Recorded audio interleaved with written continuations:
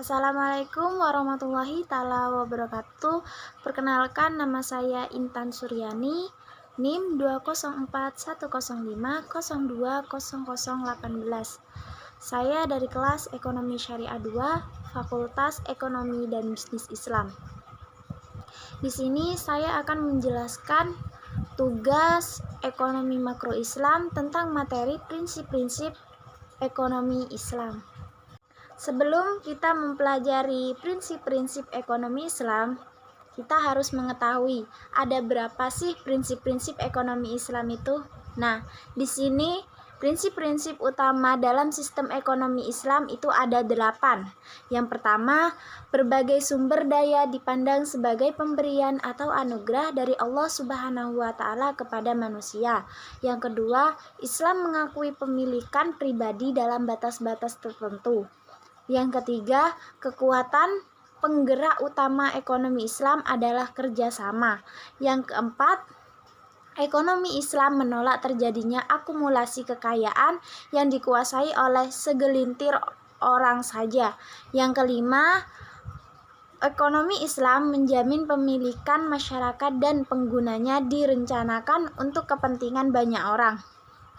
Yang keenam, seorang muslim harus takut kepada Allah Subhanahu wa Ta'ala dan hari penentu di hari akhir nanti. Yang ketujuh, zakat harus dibayarkan atas kekayaan yang telah memenuhi batas nisab. Dan yang terakhir, kedelapan, Islam menolak riba dalam bentuk apapun. Poin kedua, kita akan mempelajari tentang praktek ekonomi dalam Islam. Ada 5 praktek sistem ekonomi yang dikenal masyarakat di dunia, yaitu kapitalisme,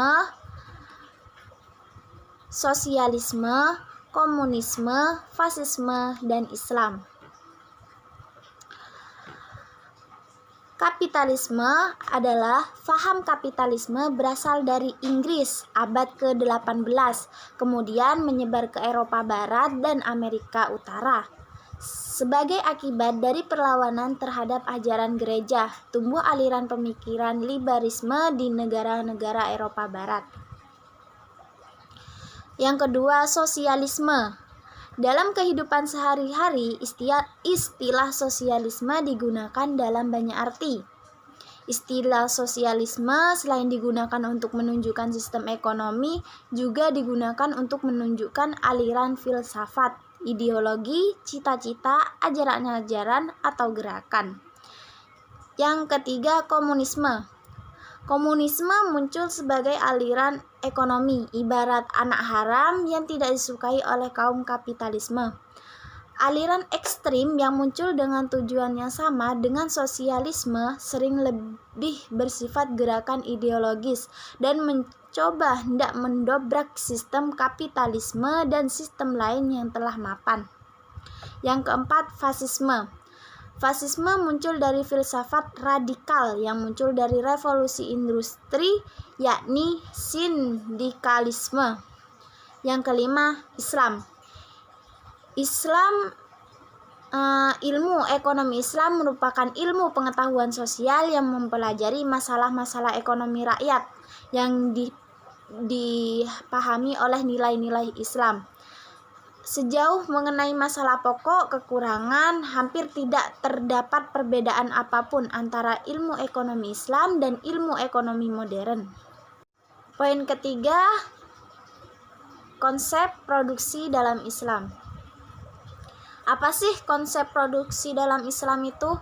Nah, di sini dijelaskan konsep produksi dalam Islam itu adalah suatu proses atau siklus kegiatan ekonomi untuk menghasilkan barang atau jasa tertentu dengan memanfaatkan sektor-sektor produksi dalam waktu tertentu dengan ciri utama.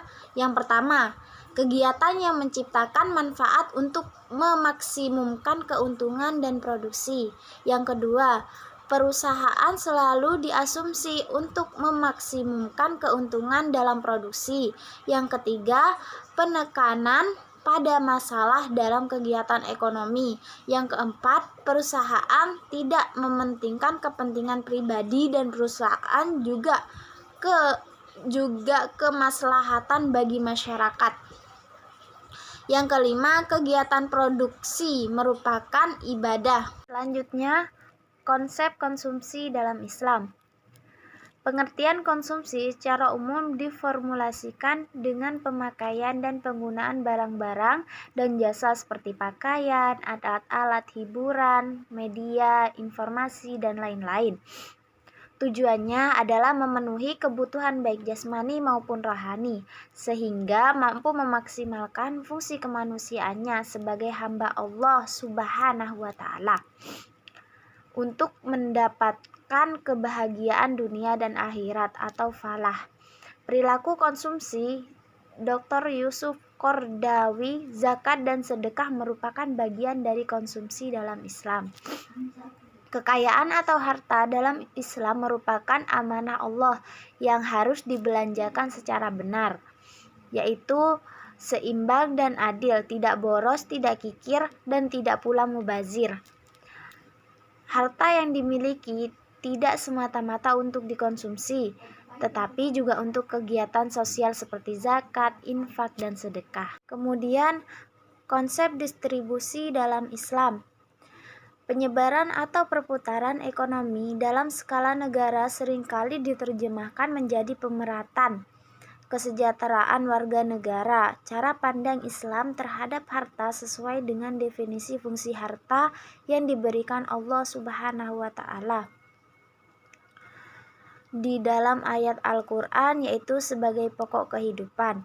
Hal ini sejalan dengan corak perekonomian yang mementingkan kebersamaan dan keyakinan bahwa hidup hanyalah perjalanan sementara, sehingga harta sebagai alat untuk hidup dikonsumsi secukupnya saja. Selanjutnya, prinsip tenaga kerja sistem ekonomi Islam.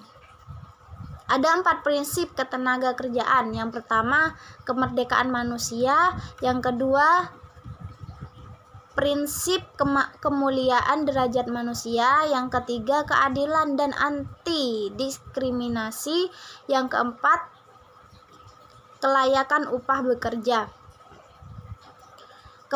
Yang pertama, kemerdekaan manusia.